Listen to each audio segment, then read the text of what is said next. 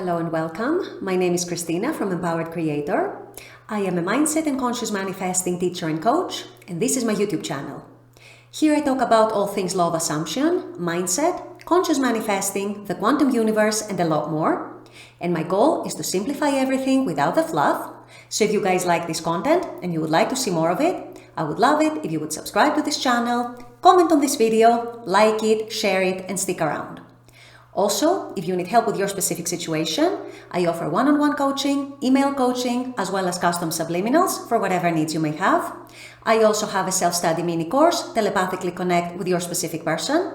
So if you guys are interested in any of these services, the links are below in the description box. Click on them and they're going to take you to my website. With all that being said, let's dive into today's video. In today's video, I want to go back into one of the fundamentals of manifesting a specific person, and that actually applies to any person. It doesn't have to be a romantic interest specific person. It applies to every person in your life. And that is the concept of everyone is you pushed out. Now, I know that if you've been in the manifesting community for any amount of time, you've probably heard about this concept. You intellectually know what it is about. You know what it means. But the feeling I get is that a lot of you guys don't actually believe it in practice or don't actually implement it in practice. So today I want to give you some tools to help you understand how you can actually implement the concept of everyone is you pushed out when you're manifesting a specific person, how you can actually understand that it is true, how you can realize that your SP is truly your mirror, and how you can go on to implement it in your manifesting. So this is what I'll be discussing in today's video. Stay tuned. So like I just said in my intro, the impression I get is that while a lot of people understand, actually most people probably understand the concept of everyone is you pushed out on an intellectual level, they understand what it means, they understand what it refers to. However, when the time comes to actually apply it, especially when it comes to a specific person, a romantic interest specific person. And I say this because we tend to get more emotionally invested when it comes to a romantic interest, and so that can create more resistance. So I get the feeling that when people try to implement this principle, the principle of everyone is you pushed out, when it comes to their specific person, everything gets forgotten. Yes, on an intellectual level, you may know what it means, you may know what it refers to, but on the practical level, on the more spiritual level, on the more soul level, if you will, this gets completely lost. And you continue to see your SP and to view your SP and to treat your SP in your imagination as if they're someone separate from you, as if they're not your mirror, as if they're not someone who share oneness with you. And so that's where conscious manifesting of a specific person becomes a little problematic, because then you start seeing separation instead of oneness. You start seeing, oh, they did that to me, they hurt me in this way, they treated me in that way, they were unfair to me in that way, they wronged me in this or that way. You start building resentment, you start building anxiety, you start building negative feelings, you start building doubt and resistance. And you don't recognize your own quote-unquote responsibility in actually shaping your specific person as the version that they show up as. A huge part of conscious manifesting, you guys, any conscious manifesting, not just SP, anything you might be manifesting, is taking responsibility.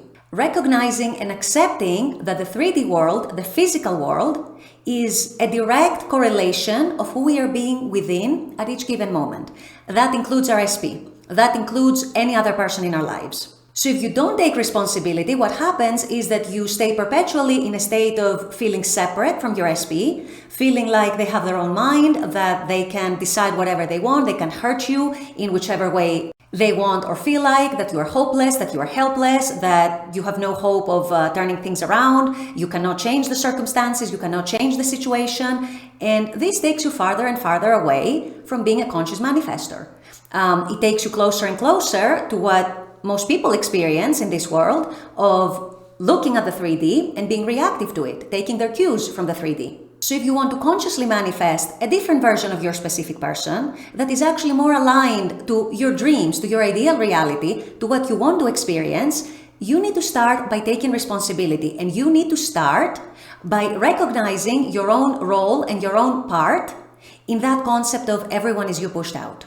So today I wanted to give you guys a little tool or a little exercise, however you want to call it, so that you can start becoming more aware of how everyone is you pushed out works on the practical level. And I want you to do this by observing the 3D, observing what the 3D is showing you, observing what the 3D is reflecting to you, specifically how your specific person is showing up in your life, how they're treating you, and how they're ultimately reflecting your own dominant inner states. So no matter what your situation is right now with your SP, take an incident, take an example, take something that has triggered you, take something that has hurt you in their behavior. Let's say you sent them a text and they didn't respond, or they took a while to respond.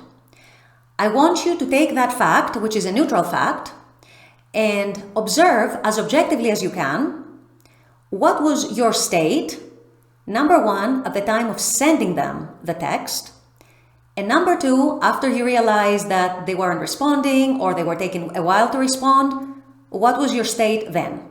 In other words, I want you to start seeing the direct correlation between who you were being within and what you got in the 3D from your SP. If you were texting them from a state of lack, where you might have been seeking validation, where you might have been seeking confirmation from them, or maybe you had been doing manifesting techniques for a few days or a couple of weeks and you decided to text them to check where your manifestation is, all these motivations are not actually pure motivations. All of these come from the ego, all of these come from fears, all these come from insecurities, and ultimately they come from a place of lack, you guys. So if you send that text from a place of lack, from a state of lack, from a state of inner insecurity, inner anxiety, inner need for validation, number one, you were not living in the state of the wish fulfilled, where you know that you are loved, wanted, desired, chosen by your specific person, etc., etc. You sent it from the opposite state, from the state of, I don't have my SP, I need to check where my SP is, what they're up to, if they're still interested in me, I want some confirmation from them. And so, of course, you got the outcome of not much interest or being ignored, because that's what you were projecting outwards at that time. And so that what your SP was compelled to reflect back to you. Also, if when you noticed that they were taking a while to respond back, or maybe they didn't respond at all after a few days, and you started panicking, you started thinking about the worst case scenarios, you started drawing the conclusion that they don't like me, they're ignoring me, they don't care about me, they don't want to talk to me, etc., etc., and you got yourself into that energy and into that state, is it really any surprise that they didn't respond to you? When you yourself were in that state. And that was what you were projecting to them. What did you expect that they were going to reflect back? That was just an example, and you can apply that to anything and everything. You can also apply it to positive things and wanted and desirable experiences. Take a time when you and your SP had the best time of your life, for example. When you went out on a date and you had a fantastic time and they were nice to you and attentive and loving and they were expressing their feelings and they were affectionate, etc., etc. What was your state at that time? Was your state obsessed? Was your state needy? Was your state clingy? Or were you actually feeling attractive, feeling magnetic, feeling confident, enjoying the moment, enjoying their presence, enjoying the situation and the experience you were sharing, and being in that energy? And hence, this is what they reflected back to you, because what you were projecting towards them was happiness, lightheartedness, playfulness, confidence, a feeling of, I'm feeling attractive, I'm feeling magnetic, I'm loving myself, I'm loving the moment, I'm loving this experience. And so they were receiving all that positive energy and they were reflecting it back to you in a similar way, in a way where they were being attentive, affectionate, loving, all their attention was on you, maybe they were pampering you, maybe they were spoiling you, whatever it might have been, they were reflecting it back to you in the most positive, most loving, most beautiful way. So once again, it doesn't matter what experience we're talking about, whether it was something unpleasant or something super pleasant. I want you to go back in your memory to some of these experiences, or as many as you want really, and pinpoint what was your state at the time when you had the pleasant experience with your SP and the unpleasant experience with your SP.